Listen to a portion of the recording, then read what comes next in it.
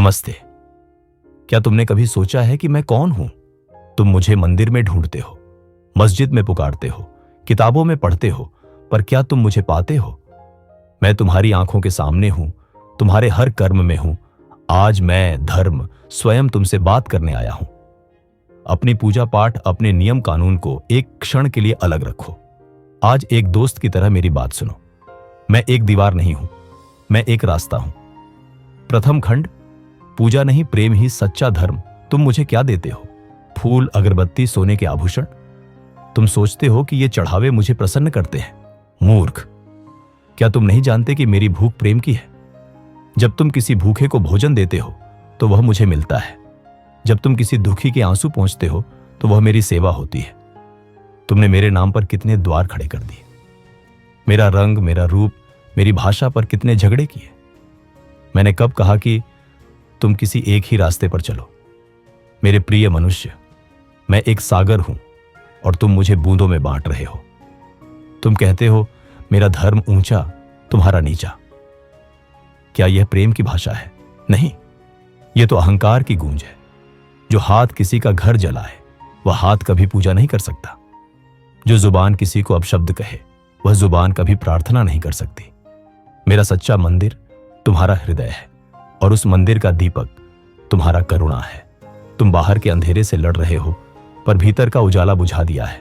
जागो, प्रेम ही मेरी पूजा है और मानवता ही मेरा सबसे बड़ा तीर्थ।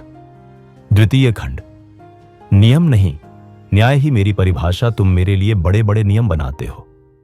सुबह उठकर यह करो, शाम को वह न खाओ, ऐसे कपड़े पहनो। ठीक है, नियम व्यवस्था के लिए जरूरी है, पर क्या नियम न्याय से बड़े हो गए? तुमने मेरे नाम पर कितने ही कमजोरों को सताया है। नियमों का हवाला देकर तुमने गरीबों का हक छीना है।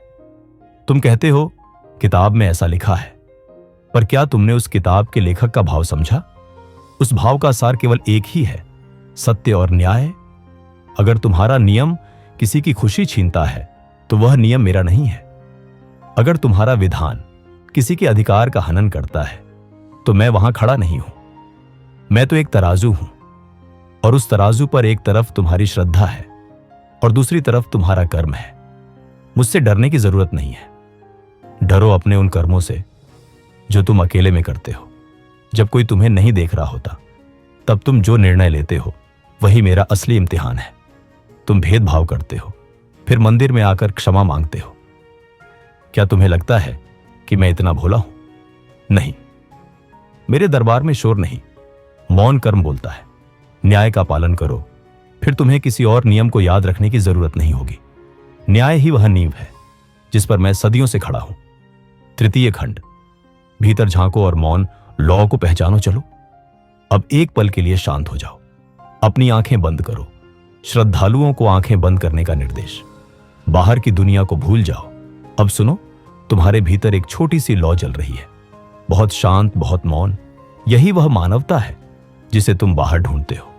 जब तुम कुछ गलत करने जाते हो तो यही लौ तुम्हें एक बार टोकती है। जब तुम किसी की मदद करते हो तो यही लौ थोड़ी और तेज हो जाती है। तुम मुझे शक्ति के रूप में क्यों देखते हो? मैं तो तुम्हारी चेतना हूं। मैं कोई आसमान का देवता नहीं, मैं तुम्हारे अंदर की आवाज हूं। अगर तुम्हारा जवाब हां है तो समझो तुम मुझसे जुड़ गए। अगर तुम्हारा जवाब नहीं है तो समझो तुम मेरी पूजा कर रहे हो, पर मुझे जानते नहीं। मुझे बाहर मत ढूंढो, भीतर झांको। पहचानो उस मौन लौ को जो हर इंसान के भीतर जल रही है। अमीर, गरीब, स्त्री, पुरुष, हर जाति में हम सब एक ही रोशनी के हिस्से हैं। और जब तुम उस रोशनी को पहचान लेते हो तब तुम केवल अपने लिए नहीं जीते, तब तुम्हारा जीवन संपूर्ण सृष्टि के लिए एक प्रार्थना बन जाता है। यही मेरा अंतिम सत्य है। मेरा आत्मसंवाद यहीं समाप्त होता है। मैं तुम्हें कोई नया नियम देने नहीं आया, मैं बस तुम्हें याद दिलाने आया था। याद दिलाने कि मैं पूजा में नहीं, प्रेम में हूं। याद दिलाने कि मैं नियम में नहीं, न्याय में हूं। जाओ और आज से अपने कर्मों को ही अपनी सबसे बड़ी प्रार्थना बनाओ। हर व्यक्ति को उस मानवता की लौ से देखो जो तुम्हारे भीतर जल रही है। और जब तुम प्रेम और न्याय से जीवन जियोगे तब तुम पाओगे कि मैं हमेशा, हर पल तुम्हारे साथ हूं। जाओ और धर्म को जिकर दिखाओ।